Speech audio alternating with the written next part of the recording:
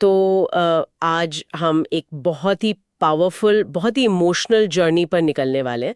हमारे पास सोर्स के तौर पर सिर्फ एक कविता है, विष्णु की लिखी हुई। लेकिन ये कविता अपने आप में एक पूरी कहानी है, धोखे की, दर्द की और फिर आखिर में पावर हासिल करने की। बिल्कुल। तो हमारा मिशन है इस कविता की एक एक परत को खोलना, ये समझना कि कैसे एक टूटा हुआ दिल खुद को एक तरह से फौलाद में बदल लेता है। और देखिए, इस पूरी कविता का जो निचोड़ है वो इसकी पहली फिलॉसफी में ही छिपा है, जो कहती है, जब प्रेम की पवित्रता को छल की अग्नि में झोंका जाता है तो शेष केवल भस्म नहीं बल्कि एक जागृत आत्मा का वज्र संकल्प बचता है। मतलब जब प्यार में धोखा मिलता है तो इंसान या तो राख हो जाता है या फिर राख से उठकर एक ऐसी शक्ति बन जाता है जिसे कोई तोड़ नहीं सकता। और जो बात मुझे इस दर्शन में सबसे ज्यादा दिलचस्प लगती है वो है ये शब्द, जागृत आत्मा। ये सिर्फ हार्टब्रेक से मूव ऑन करने की बात नहीं है, ये एक तरह की, क्या कहते हैं, स्पिरिचुअल अवेकनिंग है, जहां दर्द आपको खत्म नहीं करता बल्कि आपको आपसे ही मिला देता है। बिल्कुल। और ये कविता इसी ट्रांसफॉर्मेशन की कहानी है। तो चलिए इस सफर को शुरू से समझते हैं। कविता की शुरुआत ही बहुत धमाकेदार है। कोई भूमिका नहीं, कोई लाग लपेट नहीं। कवि सीधे कहते हैं, समाप्त करो ये छद्म स्वांग, अब ये प्रपंच अति प्राचीन है। हाँ, मतलब बस करो ये नाटक, ये ड्रामा बहुत पुराना हो चुका है। ऐसा लगता है जैसे सब्र का बांध बस टूट ही गया है। एग्जैक्टली यहाँ कोई कंफ्यूजन नहीं है। पोएट ने एक लाइन खींच दी है और अगली ही लाइन में वो इस नाटक की असलियत बताते हैं, जो मेरे हिसाब से इस कविता की सबसे शानदार पंक्तियों में से एक है। कौन सी? तब प्रत्येक अश्रु के अंतराल में एक नूतन व्यास विलीन है। वाह, क्या कमाल की इमेज है। वो कह रहे हैं कि तुम्हारे ये आंसू अब मुझे तुम्हारा दुख नहीं दिखाते, बल्कि ये एक तरह का इमोशनल लोन लगता है, जिस पर हर बार तुम्हारे रोने से ब्याज बढ़ता जाता है।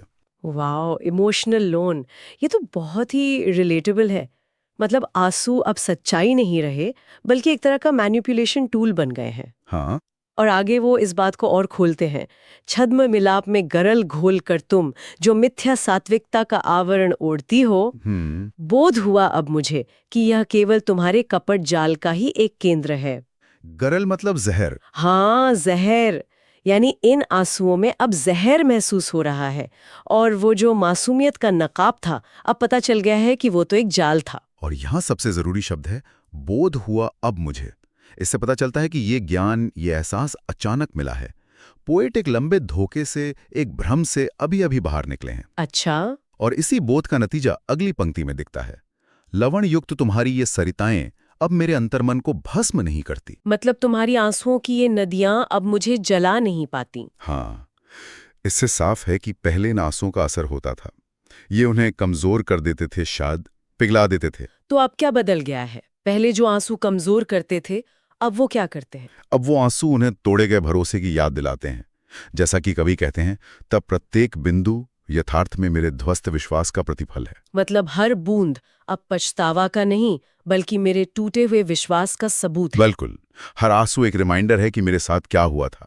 तो अब जब सारे इमोशनल ब्लैकमेल के रास्ते बंद हो गए, तो कवि एक फाइनल डिक्लेरेशन करते हैं। हाँ, अब तुम नदियां बहाओ या मस्तक टकराओ, इस वज्र हुए हृदय को अब तप कपट स्वीकार नहीं।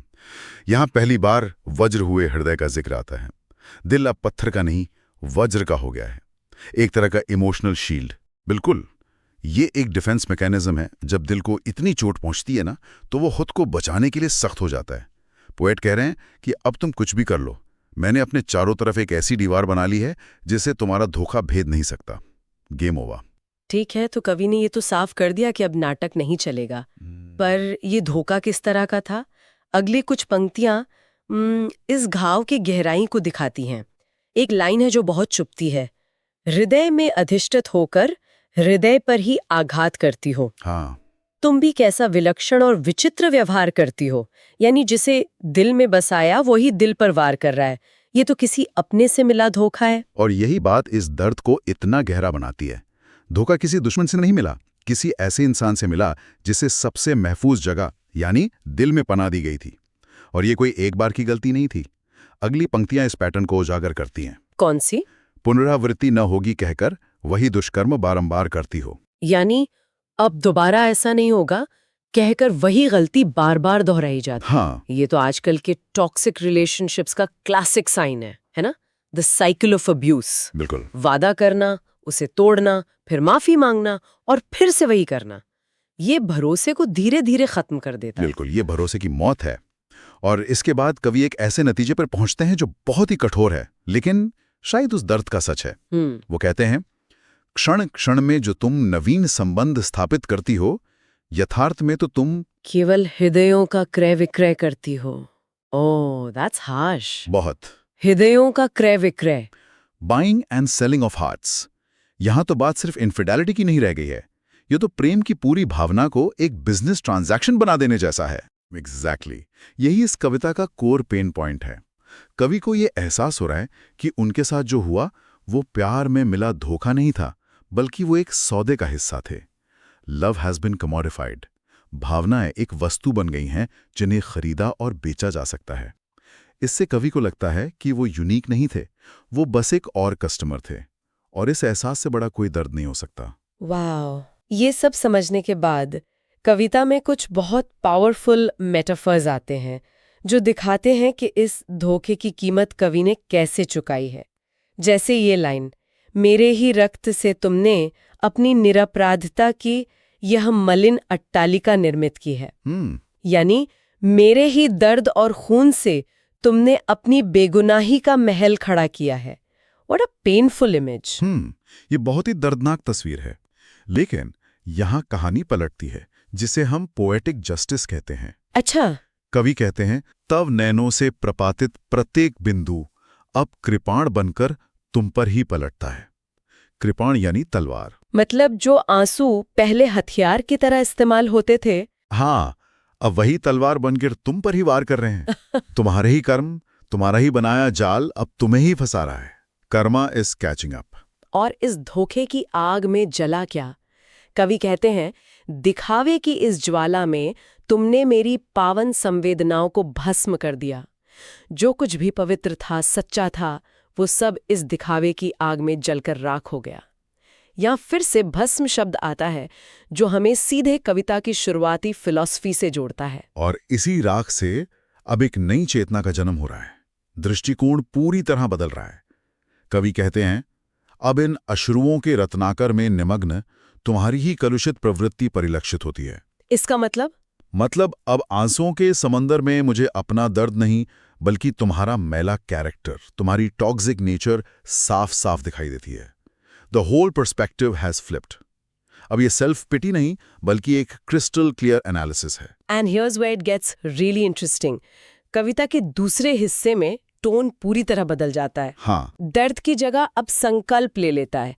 एक बहुत ही डिसाइसिव अनाउंसमेंट होती है, तुम्हारी धूर्तता के इस कलंकित अध्याय का अब यहीं होता है पूर्ण अवसान। मतलब चैप्टर क्लोज्ड। हाँ, तुम्हारे धोखे का ये chapter is closed for good. ये कविता का टर्निंग पॉइंट है। ये वही जागृत आत्मा है जिसकी हम शुरू में बात कर रहे थे। आत्मा नींद से जाग चुकी है। कवि कहते हैं, तुम्हारी मायावी चितवन का सम्मोहन अब इस जागृत आत्मा को छू ना पाएगा। मतलब तुम्हारा जादू, तुम्हारा अट्रैक्शन, तुम्हारा चार्म अब मुझ पर बेअसर है। I am immune to your manipulation now. Correct. आत्मा फ्री है। अब फिर ये लड़ाई सिर्फ पर्सनल नहीं रहती। कवि इसे एक यूनिवर्सल जस्टिस के लेवल पर ले जाते हैं। विधाता के न्याय अधिकरण में तुम्हारी प्रत्येक कुनीति का साक्ष्य होगा। जहां प्रेम की ओट में किए गई घात का दारुण दंड अवश्य होगा। हाँ, वो कह रहे हैं कि भगवान की अदालत में तुम्हारे हर गलत काम का हिसाब होगा, और प्यार की आड़ में जो धोखा दिया जाता है उसकी सजा सबसे भयानक होती है। ये दिखाता है कि कवि की चेतना का कितना विस्तार हुआ है। वो अब खुद को एक अकेले विक्टिम की तरह नहीं देख रहे हैं। वो इसे सत्य और असत्य, न्याय और अन्याय की एक बड़ी लड़ाई के रूप में देख रहे हैं। और उन्हें विश्वास है कि न्याय होकर रहेगा, चाहे इस दुनिया में हो या ऊपर वाले की अदालत में। ये उन्हें एक पर्सनल रिवेंज की भावना से भी ऊपर उठा देता है। बिल्कुल। और फिर आता है कविता का अंत, जो मेरे हिसाब से सबसे पावरफुल हिस्सा है। अब इस शून्य में गूंजेगी केवल मेरे एकांत की वह गर्जना, जो करेगी तुम्हारे इस पाषाण अस्तित्व का समूल विसर्जन। वाव! यहाँ एकांत का मतलब अकेलापन या उदासी नहीं है। यहाँ एकांत में एक गर्जना है, एक रोर है। बिल्कुल, ये उस इंसान की गर्जना है जिसने अपने दर्द को अपनी ताकत बना लिया है। शून्य यानी एम्प्टीनेस, जो अक्सर एक नेगेटिव शब्द होता है, यहाँ पावर का सेंटर बन गया है। सही। और पाषाण अस्तित्व का समूल विसर्जन, इसका मतलब बहुत गहरा है। इसका मतलब सिर्फ तुम्हें भूल जाना नहीं है, इसका मतलब है तुम्हारे पत्थर दिल अस्तित्व को अपनी चेतना से, अपनी दुनिया से जड़ से उखाड़ फेंकना। So it's not just moving on, it's a complete psychological and spiritual detox. Yes. आपकी याद, आपकी कड़वाहट, आपका कोई भी अंश अब मेरे अंदर मौजूद नहीं रहेगा। ये परम मुक्ति है, बदला लेने की भावना भी खत्म हो गई है, क्योंकि जिसके अस्तित्व को ही मिटा दिया उससे बदला क्या लेना। Exactly. The cycle is complete. प्यार की पवित्रता से कहानी शुरू हुई, धोखे की आग से गुजरी, दिल वज्र का बना और अंत में आत्मा इतनी जागृत हो गई कि उसने उस धोखे के सोर्स को ही अपनी रियलिटी से विसर्जित कर दिया, जैसे पूजा के बाद मूर्ति को कर दिया जाता है। अब सिर्फ एकांत की गर्जना है, जो खुद की शक्ति का, अपने सेल्फ वर्थ का सेलिब्रेशन है। तो हमने देखा कि ये कविता कैसे एक इंसान की यात्रा को दिखाती है, गहरे दर्द और विश्वासघात से लेकर एक जागृत और शक्तिशाली आत्मा के संकल्प तक। ये सिर्फ भावनाओं का उतार चढ़ाव नहीं, बल्कि एक मेटामॉर्फोसिस है, एक ट्रांसफॉर्मेशन की प्रक्रिया है। इस कविता का सबसे बड़ा संदेश शायद यही है कि जब धोखा मिलता है तो वो आग या तो आपको जलाकर राख कर सकती है, या फिर आपको एक ऐसे वज्र में ढाल सकती है जिससे फिर कोई तोड़ नहीं सकता। The choice is yours. और कवि ने यहाँ दूसरा रास्ता चुना, जहाँ दर्द विनाश का नहीं बल्कि एक नए मजबूत स्वयं के निर्माण का कारण बनता है। ये कविता हमें एक बहुत जरूरी सवाल पर छोड़ जाती है। जब विश्वासघात से दिल वज्र जैसा कठोर हो जाता है तो क्या वो फिर कभी प्यार की कोमलता को महसूस कर पाता है, या फिर यही कठोरता और एकांत की गर्जना ही अपने आप में एक नई और सच्ची आजादी है?